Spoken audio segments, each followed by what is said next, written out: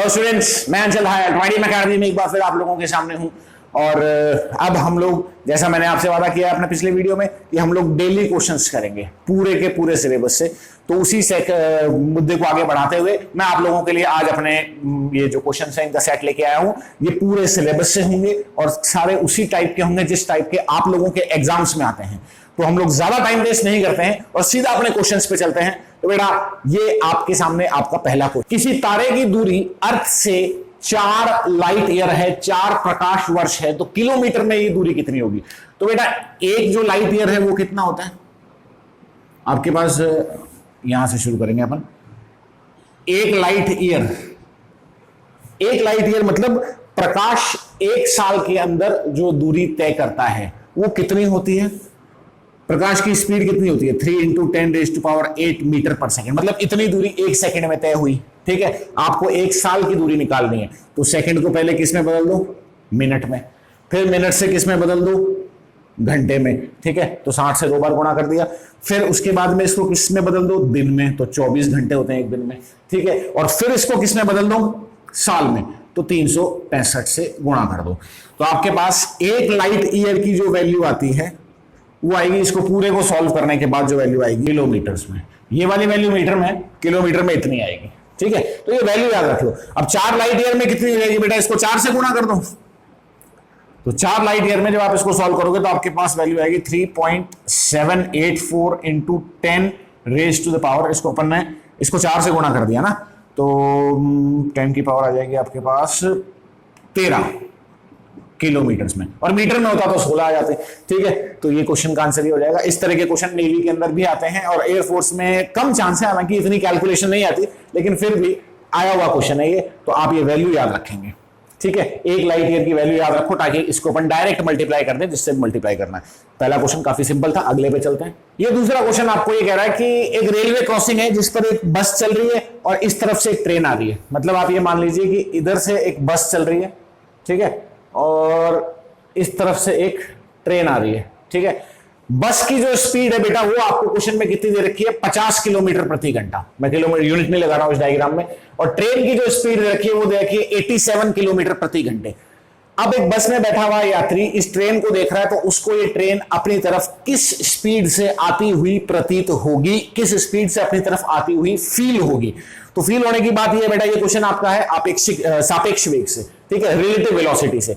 तो हमसे सीधी सीधी भाषा में पूछा गया है कि ट्रेन की जो वेलोसिटी है वो बस के रेस्पेक्ट में कितनी होगी?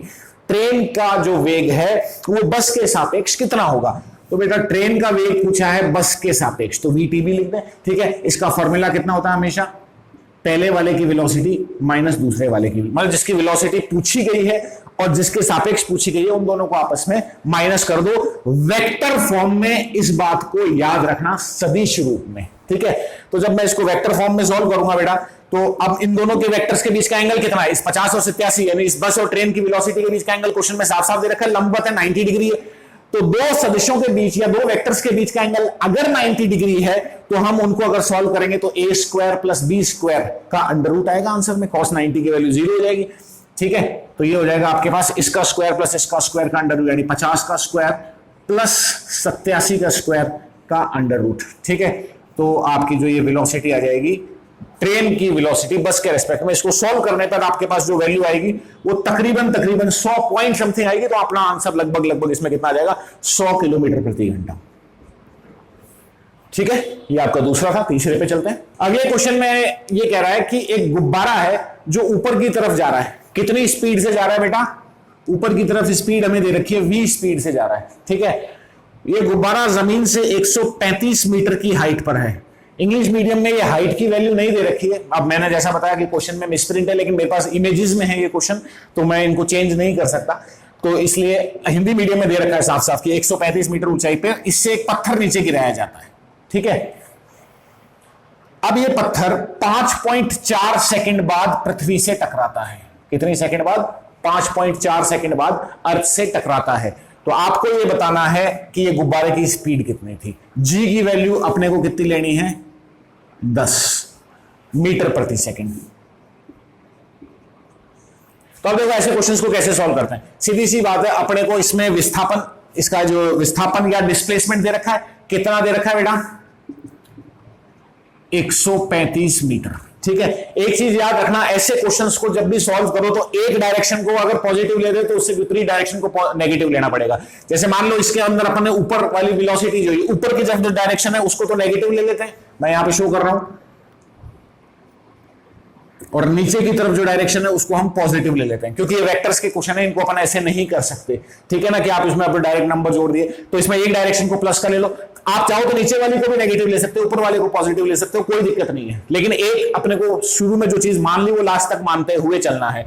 तो बेटा अब इसका जो विस्थापन है वो नीचे की तरफ है, इसलिए पॉजिटिव। टाइम तो वेक्टर होता नहीं है। ठीक है, बात आ गई जी, जो गुरुत्वीय त्वरण या ग्रेविटेशन एक्सेलरेशन है वो किस डायरेक्शन में लग रहा है? नीचे की तरफ लग रहा है, तो वो भी पॉजिटिव हो गया। इसका प्रारंभिक वेग, इनिशियल वेलोसिटी कितनी होगी बेटा? इनिशियल वेलोसिटी पत्थर की वही होगी जो गुब्बारे की है, लेकिन ऊपर की तरफ होगी।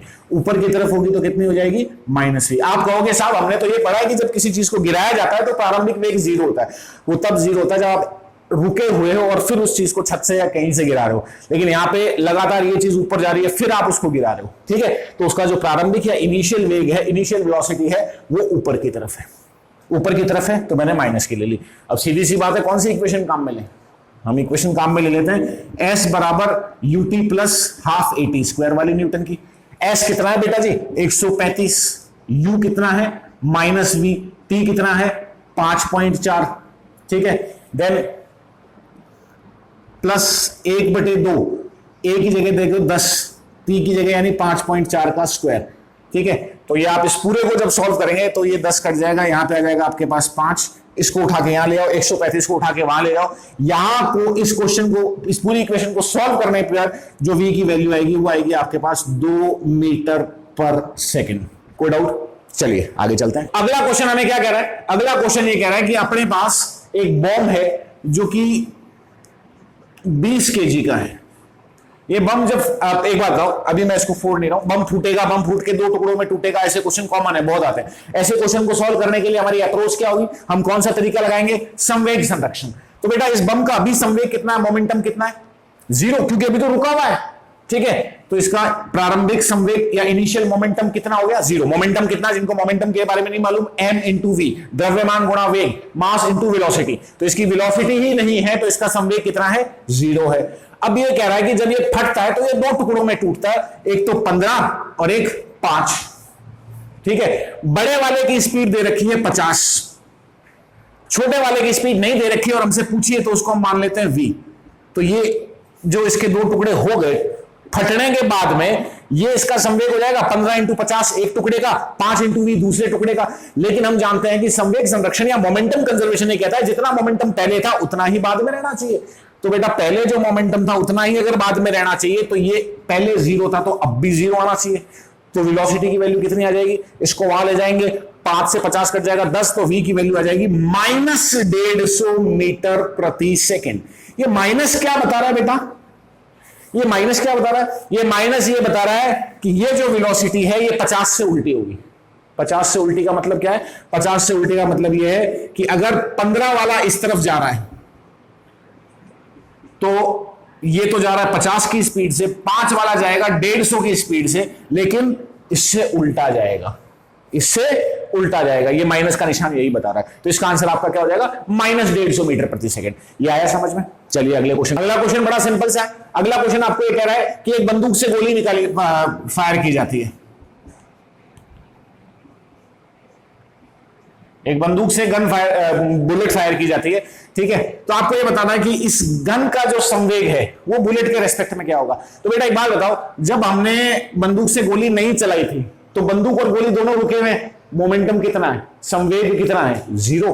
अब जैसे गोली चली अब भी संवेग 0 रहना चाहिए। तो अगर गोली का संवेग आगे की तरफ p है तो गन को जो पीछे की तरफ झटका लगेगा उसका संवेग भी p होना चाहिए, तभी टोटल संवेग 0 रहेगा। पहले 0 था तो अब भी 0 रहना चाहिए। तो इसका आंसर क्या हो जाएगा? इसमें आपको जो ऑप्शन पहला दे रखा है 0, 0 तो हो ही नहीं सकता भाई। जब बुलेट चली है तो गोली को पीछे झटका लगेगा, तो 0 तो हो ही नहीं सकता। ठीक है, दूसरा कह रहा है गोली के बराबर। गोली के बराबर तो होगा लेकिन डायरेक्शन उल्टी होगी, डायरेक्शन उल्टी होगी, गोली आगे जाएगी, गन को पीछे की तरफ संवेग मिलेगा। ठीक है, तो इसका ऑप्शन आपका कौन सा हो जाएगा? सी ऑप्शन इसका आंसर हो जाएगा। ये आया समझ में? चलते हैं अगले क्वेश्चन। अगला क्वेश्चन आपको कह रहा है कि 100 ग्राम फोर्स की वैल्यू कितनी है? 100 ग्राम ये 100 ग्राम फोर्स मतलब 100 ग्राम का मास जितनी फोर्स लगाता है किसी भी चीज पे। तो आपको 100 ग्राम को पहले तो केजी में बदल लेते हैं, ठीक है, तो कितना आ जाएगा 0.1 केजी। भाई फोर्स का फॉर्मूला क्या होता है, mg, अपने को यही बताना है। जी की वैल्यू आपको क्वेश्चन में दे रखी है 9.8, एम की वैल्यू कितनी है 0.1 इंटू जी की वैल्यू 9.8, इसको सॉल्व करोगे तो कितना आ जाएगा 0.98, तो आपका ऑप्शन पहला हो जाएगा। आया समझ में? ये जीएस मतलब ग्राम फोर्स होता है, इसको देख के कंफ्यूज मत होना, ठीक है। आपके एक और चीज अगर मैं पूछूंगी, ग्राम फोर्स किसका मात्रक है, मास द्रव्यमान का है या फोर्स का है? तो मैं इसी चीज पर एक छोटा सा आपसे एक बात बताऊं बेटा, एक तो होता है भार और एक होता है द्रव्यमान, एक होता है वेट और एक होता है मास। मास की यूनिट तो होती है केजी, लेकिन वेट की यूनिट यानी कि भार की यूनिट कितनी होती है, न्यूटन होती है, फोर्स का मात्रक होता है, ठीक है। तो ये एक जीएफ जो है ये फोर्स की यूनिट है। किसकी यूनिट है, फोर्स की। याद रखना, आप सोचो साहब ग्राम आ रहा है इसलिए तो मास हो गया, द्रव्यमान हो गया, नहीं, ग्राम आ रहा है लेकिन साथ में एफ आ रहा है, तो ये 100 ग्राम की फोर्स है, 100 ग्राम की फोर्स है, तो 100 ग्राम का द्रव्यमान जितनी फोर्स लगाएगा। तो जीएफ किसकी यूनिट है, जीएफ फोर्स की यूनिट है, याद रखना, ठीक है। और वेट की यूनिट कितनी होती है, न्यूटन होती है। भार की यूनिट कितनी होती है, न्यूटन होती है, ना कि केजी। हम लोग बहुत ही ज्यादा इसमें कंफ्यूज रहते हैं कि साहब वेट, हम तो क्योंकि जनरली अपन चलती भाषा में ये कहते हैं कि इसका भार कितना है। वो भार अलग चीज है, द्रव्यमान अलग चीज है। भार वो बल है जो द्रव्यमान ने लगाया और द्रव्यमान तो द्रव्यमान है। कोई डाउट? यहां तक चलते हैं। अगला क्वेश्चन है आपका एसएचएम से, सिंपल हार्मोनिक मोशन से। तो सिंपल हार्मोनिक मोशन में इसने आपको क्वेश्चन में क्या दे रखा है, आयाम यानी एम्पलीट्यूड कितना दे रखा है बेटा जी, 5 सेंटीमीटर, ठीक है। आवर्तकाल यानी टाइम पीरियड कितना दे रखा है, 2 सेकंड। और इसने पूछा है कि मैक्सिमम वेलोसिटी कितनी होगी। तो जिन लोगों ने एसएचएम पढ़ रखा है उनको पता होगा कि मैक्सिमम वेलोसिटी का फॉर्मूला होता है ए इंटू ओमेगा, और ओमेगा का फॉर्मूला कितना होता है 2 पाई अपॉन टी, टी मतलब आवर्तकाल, ठीक है। तो ए कितना है बेटा अपना 5, 2 पाई और टी की वैल्यू 2 है, तो 2 से 2 कट गया, कितना आ गया 5 पाई सेंटीमीटर सेकंड इनवर्स। आप कहोगे साहब 5 को आपने मीटर में नहीं बदला, इसलिए नहीं बदला क्योंकि मेरे यूनिट में सारे सेंटीमीटर प्रति सेकंड में थे, तो इसलिए हमने सेंटीमीटर प्रति सेकंड में आंसर निकाला। अगर मीटर प्रति सेकंड का ऑप्शन होते तो उसको मीटर में बदल देते, कोई बड़ा इशू नहीं था, ठीक है। तो ये एसएचएम का एक सिंपल सा क्वेश्चन था। चले आगे। If kinetic energy becomes double, यदि काइनेटिक एनर्जी यानी गतिज ऊर्जा दुगनी हो जाए तो मोमेंटम यानी संवेग पर क्या फर्क पड़ेगा। तो बेटा मोमेंटम का फॉर्मूला कितना होता है mv, और गतिज ऊर्जा के पदों में काइनेटिक एनर्जी के रेस्पेक्ट में कितना होता है, ये mv क्या है, कुछ याद आ रहा है? देखो काइनेटिक एनर्जी का फॉर्मूला क्या होता है, 1/2 mv², ऊपर नीचे m से मल्टीप्लाई कर दे तो मैं इसको लिख सकता हूं 1/2 m² v²/m, ठीक है। तो ये m इंटू v तो संवेग था हमारा, तो मैं इसको ये लिख सकता हूं 1/2 p²/m। m को वहां ले जाओ तो p की वैल्यू कितनी हो जाएगी 2mk का अंडर रूट, ठीक है। ये फॉर्मूला आपको याद रखना पड़ेगा, एग्जाम में बहुत बार नहीं हर बार ये क्वेश्चन आता है कि संवेग और गतिज ऊर्जा के ऊपर तो प्रतिशत में भी आता है, प्रतिशत वाले भी क्वेश्चन मैं आपको बाद में दिखाऊंगा, ठीक है। चलो इसको चलाते हैं आगे। इसने बोला गतिज ऊर्जा अगर दुगनी हो जाए तो संवेग कितना होगा, तो अगर ये दुगनी हो जाए तो संवेग कितना हो जाएगा √2 टाइम्स। भाई यहाँ पे 1 2 आ जाएगा तो √2 गुना हो जाएगा, संवेग कितना हो जाएगा आपका √2 गुना हो जाएगा, ठीक है। चलें अगले क्वेश्चन पे। ये क्वेश्चन आपसे कह रहा है कि किसी चीज का हम भार तोलते हैं, तो बेटा पहली बात भार किसका यूनिट है, भार अभी अपन ने जैसे पहले वाले क्वेश्चन, इससे पहले वाले किसी क्वेश्चन में देखा था कि भार फोर्स होती है, ठीक है। उसको द्रव्यमान से कंफ्यूज मत करना, इसीलिए ग्राम फोर्स काम में लिया है। तो ग्राम फोर्स काम में लिया है, तो वायु के अंदर तो उसका भार कितना है 30 ग्राम फोर्स, मतलब 30 mg, ठीक है। इसको बदलते रहेंगे बाद में। और पानी के अंदर कितना है 25। हम जानते हैं पानी के अंदर चीजें हल्की हो जाती हैं, तो चीजें हल्की हो जाती है तो उनका द्रव्यमान थोड़ी कम हो जाता है, उनका भार कम हो जाता है, उनका मास थोड़ी कम हो जाता है, उनका वेट कम हो जाता है, क्योंकि जो फोर्स नीचे लग रही है वो पानी की बायंसी फोर्स से, उत्प्लावन फोर्स से बैलेंस हो जाती है। तो बेटा ये तो आपको पानी के अंदर दे रखा है, ठीक है। तो पानी के अंदर को मैं लिख देता हूं WW और वायु वाले को लिख देता हूं WA। अब आपसे ये पूछा है कि इस वस्तु का आयतन यानी इस बॉडी की वॉल्यूम कितनी होगी। तो अब ध्यान से देखना मेरी बात को, बड़े आराम से समझना। जिन लोगों ने तरल वाला चैप्टर अच्छी तरह से पढ़ रखा है उनको ये फॉर्मूला मालूम होगा कि जब भी मैं वायु के अंदर किसी चीज का भार लेता हूं, जब भी मैं एयर के अंदर किसी चीज का वेट लेता हूं, तो वो आता है ρVg। रो क्या है डेंसिटी, v क्या है वॉल्यूम, और g क्या है ग्रेविटेशन एक्सीलरेशन। भाई आप जानते हैं कि जब भी किसी चीज को अपन लटकाते हैं नीचे कितना फोर्स लगाएगी, mg, वही उसका भार होता है mg। ठीक है, तो m की जगह मैंने क्या कर दिया, द्रव्यमान की जगह मैं क्या लेके आ गया, रो इंटू वी, घनत्व इंटू आयतन। भाई डेंसिटी का फॉर्मूला भी तो यही होता है ना, मास अपॉन वॉल्यूम। तो मास इज इक्वल टू हम क्या कह सकते हैं, रो इंटू वी। तो ये mg ही है, इसको देख के कंफ्यूज मत होना। ठीक है, तो ये तो होता है एयर के लिए रो वीजी। अगर वस्तु का घनत्व रो है, अगर बॉडी की डेंसिटी रो है और वॉल्यूम वी है, तो रो वीजी। तो एयर का वेट होगा, कितना दे रखा है आपको, एयर का वेट 30 दे रखा है। ठीक है, किसी लिक्विड में जब डुबो देते हैं, मैं यहां साइड में दिखा रहा हूं आपको, जब आप किसी लिक्विड में किसी चीज को डुबो देते हो तो उसमें नीचे की तरफ तो रो वीजी लगता ही लगता है, mg लगता है, लेकिन साथ में लिक्विड भी उसके पास ऊपर की तरफ फोर्स लगाता है, वो कितना होता है, सिग्मा वीजी। जहां बेटा सिग्मा क्या है, सिग्मा है इस लिक्विड का घनत्व जिसके अंदर आपने इसको डुबोया है। तो इस केस में हम पानी काम में ले रहे हैं, तो पानी का घनत्व सिग्मा, वी अगेन इसकी वॉल्यूम, जी गुरुत्वीय त्वरण। ठीक है, तो आपको बेटा यहां पे अब इसका द्रव्यमान कितना हो गया, नीचे वाली फोर्स से ऊपर वाली माइनस कर दो, तो इनको माइनस करोगे वीजी कॉमन आ जाएगा, तो रो माइनस सिग्मा वीजी। आपको तो ये याद रखना है कि किसी भी लिक्विड के अंदर किसी वस्तु का भार, किसी भी लिक्विड के अंदर किसी वस्तु का, किसी बॉडी का वेट, ये फॉर्मूला होता है। जहां पे सिग्मा क्या होता है, उस लिक्विड की डेंसिटी होती है, रो क्या होता है, उस बॉडी की डेंसिटी होती है। तो आपको बेटा रो माइनस, अब पानी की जो वैल्यू है सीजीएस के अंदर, क्योंकि यहां ग्राम में चल रहे हो तो सीजीएस लेके चलेंगे, पानी की वैल्यू सीजीएस के अंदर कितनी होती है, 1 पानी की डेंसिटी। ठीक है,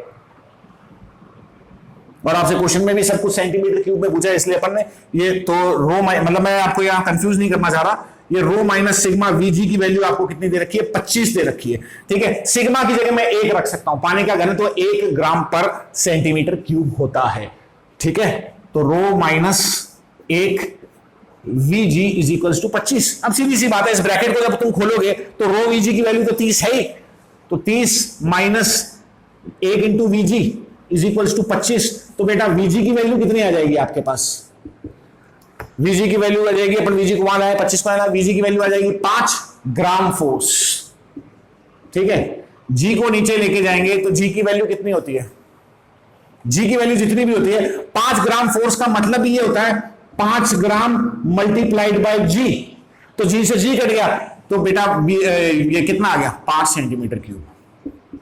इस क्वेश्चन में क्या कह रखा है कि कॉपर के टुकड़े का जो आपको द्रव्यमान दे रखा है वो दे रखा है 800 ग्राम। हम इसको कितनी हीट देते हैं, 4200 जूल, क्योंकि हमारा आंसर कैलोरी में है सारे के साथ, 42,000 सॉरी। ठीक है, तो बेटा कैलोरी में बदलेंगे तो कितना हो जाएगा, 10,000।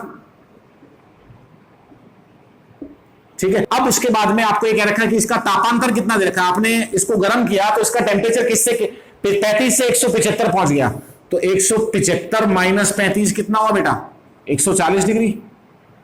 ठीक है, अब आपसे ये पूछा है कि इसकी स्पेसिफिक हीट यानी विशिष्ट ऊष्मा कितनी है, तो Q का फॉर्मूला क्या होता है, M S delta theta. Q अपने को कितना दे रखा है, 10,000, M कितना दे रखा है, 800। ठीक है, और S अपने से पूछा है, डेल्टा थीटा दे रखा है 140। इसको सॉल्व करोगे तो S की वैल्यू आ जाएगी 0.089 कैलोरी ग्राम इनवर्स डिग्री सेल्सियस इनवर्स, या केल्विन इनवर्स भी हो सकती है, कोई बात नहीं, लेकिन हमारा एक ऑप्शन है तो ये आंसर आ जाएगा। कोई डाउट, चलते हैं अगले क्वेश्चन पे। अगला क्वेश्चन आपसे कह रहा है कि मरकरी को और पानी को बराबर मात्रा में हीट दी जाती है, मरकरी यानी पारा और पानी को बराबर मात्रा में हीट दी जाती है, तो किसका टेम्परेचर ज्यादा हाई होगा। तो बेटा हम सब जानते हैं पानी की जो स्पेसिफिक हीट होती है वो लगभग बहुत ज्यादा होती है बाकी सबके कंपेयर। अब आप एक एक की तो याद नहीं रख सकते कि मरकरी की भी याद रखें, पानी की याद रखो, और ये याद रखो कि पानी की स्पेसिफिक हीट बहुत ज्यादा होती है, मरकरी से तो ज्यादा होनी है फिर। ठीक है, तो मरकरी से हीट ज्यादा नहीं, पानी का तापमान बढ़ाने के लिए ज्यादा ऊर्जा देनी पड़ती है, ज्यादा हीट देनी पड़ती है। तो अगर आप बराबर मात्रा में हीट देते हैं तो मरकरी का टेम्परेचर पानी के मुकाबले ज्यादा बढ़ेगा। कोई डाउट, अगले क्वेश्चन पे चलते हैं। गर्म होता है, मरकरी हीट्स बाय, पारा कैसे गर्म होता है यार, आप जब थर्मोमीटर के अंदर पारे को भरते हैं, जब आप उसको किसी दूसरे गर्म चीज से टच करते हैं तो गर्म चीज से उस तक ऊष्मा जाती है, किस तरीके से जाती है, उसके बीच में जो मेटल का बल्ब होता है उसकी मतलब सीधी सी बात है कंडक्शन, चालन। ठीक है, जब अपन उसको किसी के संपर्क में लाते हैं, मरकरी को नहीं, थर्मोमीटर को, तो थर्मोमीटर का जो बल्ब होता है उस बल्ब से होती हुई हीट मरकरी तक जाती है चालन द्वारा, उसमें संवहन नहीं होता, ये हम कल पढ़ चुके हैं। चलिए अगले क्वेश्चन पे चलते हैं। अगला क्वेश्चन आपको दिख रहा है कि velocity of sound is maximum in, ध्वनि की चाल अधिकतम होती है। यहां पे आपको ये 4 गैसेस दे रखी हैं। अब आप कहोगे साहब हर गैस के लिए याद थोड़ी रखेंगे, तो तुम तो ये याद रखना कि जो साउंड की वेलोसिटी होती है उसका जो फॉर्मूला होता है वो होता है गामा आर टी बटे कैपिटल एम अंडर रूट। ध्वनि की चाल या साउंड की स्पीड इस फॉर्मूले से दी जाती है। अब ये क्वेश्चन साफ साफ कह रहे हैं टेम्परेचर कांस्टेंट है, प्रेशर कांस्टेंट है, ठीक है, तो आप ये कह सकते हैं मोलर द्रव्यमान मोलर मास के अंडर रूट के इनवर्सली प्रोपोर्शनल है।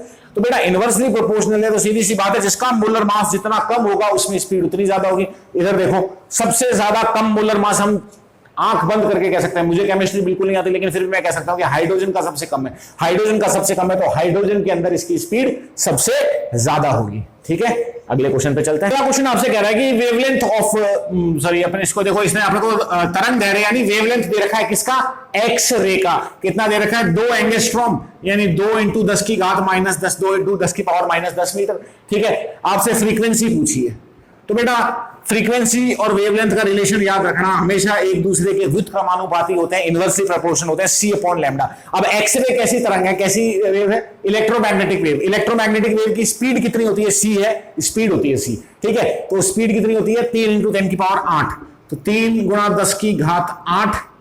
और लैम्डा कितना दे रखा है आपको, लैम्डा 2 × 10 की पावर -10। 2 से 3 कटेगा तो 1.5, ठीक है, और ये -10 ऊपर जाएगा तो प्लस का 10 हो जाएगा, तो 10 और 8 18, तो इंटू 10 की पावर 18 हर्ट्ज, ये इसकी फ्रीक्वेंसी आ जाएगी। ठीक है, तो ये आपका ऑप्शन ये डी हो जाएगा। कोई डाउट? अगले क्वेश्चन पे चलते हैं। एक समतल दर्पण यानी प्लेन मिरर से एक आदमी 2 मीटर दूर खड़ा है, उस आदमी की हाइट कितनी है बेटा, 1.2 मीटर। इसको अगर मैं सेंटीमीटर में बदलूं तो कितना हो जाएगा, 120 सेंटीमीटर।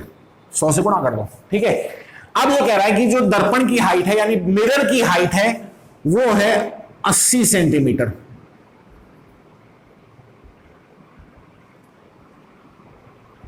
अब आप कहेंगे साहब ये 2 मीटर का डिस्टेंस, ये हमें सिर्फ पागल बनाने के लिए देखा है, इसका कोई भाई समतल दर्पण से आप कितने दूर खड़े हो इससे आपके प्रतिबिंब पर कोई प्रभाव नहीं पड़ता। प्लेन मिरर से आप कितने दूर खड़े हो इससे आपकी इमेज पे कोई फर्क नहीं पड़ता। फर्क किससे पड़ता है, मिरर की ऊंचाई से। अगर आपको अपना पूरा प्रतिबिंब देखना है मिरर के अंदर, ध्यान से सुनना, अगर आपको अपना पूरा प्रतिबिंब देखना है मिरर के अंदर, अपना पूरी इमेज देखनी है मिरर के अंदर, तो मिरर की हाइट कम से कम बिंब की हाइट यानी ऑब्जेक्ट की हाइट से आधी होनी चाहिए। अब 120 का आधा कितना होता है, 60 सेंटीमीटर। मिरर कितना बड़ा है आपका, 80 सेंटीमीटर, तो कोई दिक्कत ही नहीं है। 80 सेंटीमीटर 60 से तो ज्यादा ही है, तो अपने को पूरी इमेज दिखाई देगी। और प्लेन मिरर में या समतल दर्पण में इमेज वैसी की वैसी दिखाई देती है जैसा का जैसा ऑब्जेक्ट होता है। तो आपका आंसर क्या हो जाएगा, 1.2 मीटर। अब कई लोगों के दिमाग में आ रहा होगा कि साहब अगर ये 60 सेंटीमीटर से कम दे दिया जाता तो, मान लो ये 30 सेंटीमीटर दे देते आपको, तो इस क्वेश्चन को कैसे करते। तो ये क्वेश्चन अपने बस का नहीं है, क्योंकि ये चला जाता है आपके हायर लेवल में। आपके जो लेवल तक का है मतलब उसमें ये कि ये चेक कर लेना आप, इस प्लेन मिरर दे रखा है तो अगर यहां पे आपको क्वेश्चन में कभी भी नहीं आएगा कि आधे से कम हाइट दे रखी हो, ऐसा पॉसिबल ही नहीं है, क्योंकि वो क्वेश्चन हम सॉल्व नहीं कर सकते। अपनी जो लेवल 12th लेवल तक की जो साइंस है उसमें हम उसको नहीं पढ़ते, उसको आगे पढ़ना पड़ता है। कोई डाउट यहां तक? चलिए, अगला क्वेश्चन आपको ये कह रहा है कि गाड़ी का जो रियर व्यू मिरर है, जो पीछे देखने के लिए अपन काम में ले रहे हैं ना गाड़ी में, वो किस टाइप का होता है। सीधी सी बात है, बड़ा सिंपल क्वेश्चन है, कॉन्वेक्स मिरर होता है गाड़ियों के अंदर। रियर व्यू मिरर में जो कम दूर तक की अपने को देखनी है इमेज, इसलिए हम लोग क्या लेते हैं, कॉन्वेक्स मिरर काम में लेते हैं, उत्तल दर्पण काम में लेते हैं। अगले क्वेश्चन पे चलते हैं। अगला क्वेश्चन आपसे क्या कह रहा है, अगला क्वेश्चन ये कह रहा है कि पानी के ऊपर तेल तैर रहा है, ठीक है, और इन दोनों की आपको जो मोटाई दे रखी है परतों की, पानी की जो मोटाई दे रखी है वो दे रखी है 8 सेंटीमीटर और तेल की जो मोटाई दे रखी है वो दे रखी है 5 सेंटीमीटर। पानी का जो अपवर्तनांक दे रखा है या रिफ्रैक्टिव इंडेक्स दे रखा है वो आपको दे रखा है 5/3। तेल का पूछा है, यही क्वेश्चन है अपना। और ये दे रखा है कि इनकी जो आभासी गहराई है, एपरेंट डेप्थ है, वो कितनी दे रखी है, 44/5। तो बेटा अब आपको बता दूं, ऐसे क्वेश्चन सॉल्व करने के लिए एपरेंट डेप्थ यानी आभासी गहराई जब भी आपके क्या होता है कि जैसे अपन ने किसी चीज में पानी भरा, कोई लिक्विड भरा हो, तो अपन उसकी गहराई को एग्जैक्ट नहीं दे सकते, गहराई अपने को कम दिखाई देगी। तो वो कितनी कम दिखाई देती है? एपेरेंट हाइट बोलते हैं उसको, जो दिखाई देती है उसको आभासी गहराई या एपेरेंट हाइट बोलते हैं। तो वो जो एपेरेंट हाइट है उसका फॉर्मूला कितना होता है, हमेशा याद रखना, उसका फॉर्मूला होता है h1/n1 plus h2/n2 plus h3/n3 and so on. ठीक है, ये h1 क्या है? जैसे मान लो उसमें n लिक्विड भरे हुए हैं, तो पहले लिक्विड की हाइट अपॉन पहले लिक्विड का अपवर्तनांक, दूसरे लिक्विड की हाइट अपॉन दूसरे का, तीसरा अपॉन तीसरा, इस तरह से जितने हैं उतने। यहां हमारे पास दो ही है। अपनी आभासी गहराई कितनी है? 44/5। ठीक है, पहला लिक्विड क्या है अपने पास? पहला लिक्विड अपने पास तेल है, जिसकी अपवर्तनांक अपने को पता नहीं, तो अपन इसको लिख देते हैं 5/तेल के अपवर्तनांक को अपन NO ले लेते हैं, प्लस दूसरा लिक्विड क्या है अपने पास? दूसरा लिक्विड पानी है, पानी की गहराई कितनी है? 8, और इसकी है कितनी? ये 5/3 है अपवर्तनांक, तो 5/3 नीचे आ जाएगा, तो 5 और 3 ऊपर आ जाएगा, 8 या 24। इसको उठा के यहां लाएंगे तो दोनों में 5 है, तो 44 माइनस 24 20, 20/5 से आपके पास कितना आ जाएगा? 4। ठीक है, इज इक्वल्स टू 5/n0। तो n0 की वैल्यू कितनी आ जाएगी? 5/4। तो तेल का अपवर्तनांक कितना होगा बेटा? 5/4। ये आपका आंसर आ जाएगा। कोई डाउट? अगले क्वेश्चन पे देखें तो आपको कह रहा है कि किसी सेल का विद्युत वाहक बल 1.8 वोल्ट है। सेल में से जब 0.2 एम्पियर का करंट लिया जाता है, तो जो विभवांतर मिलता है सेल की प्लेटों के बीच में, पोटेंशियल मिलता है, वो कितना दे रखा है? वो आपको दे रखा है 1.2 वोल्ट। ठीक है, तो आंतरिक प्रतिरोध, इंटरनल रेजिस्टेंस पूछा है, तो बेटा फॉर्मूला क्या लगाएंगे? V बराबर E माइनस IR, ये फॉर्मूला होता है आंतरिक प्रतिरोध के लिए। V कितना दे रखा है? 1.2, EMF कितना दे रखा है? 1.8, माइनस I कितना दे रखा है? 0.2, और आपको आंतरिक प्रतिरोध पूछा, उसको पढ़ा रहने दो। ठीक है, इसको अपन सॉल्व कर लेते हैं, आ जाएगी 3 ओम। विदाउट, सिंपल क्वेश्चन था। आगे वाले पे चलते हैं। हाइड्रोजन के पहले ऑर्बिट का रेडियस आपको दे रखा है कितना? A0। तो दूसरे ऑर्बिट का रेडियस कितना होगा? तो बेटा याद रखना, जो ऑर्बिट का रेडियस होता है वो n² के डायरेक्टली प्रोपोर्शनल होता है। ठीक है, पहले ऑर्बिट का A0 है, तो दूसरे का 2 का स्क्वायर 4 गुना हो जाएगा, 4A0 आपका आंसर आ जाएगा। ठीक है, आया समझ में?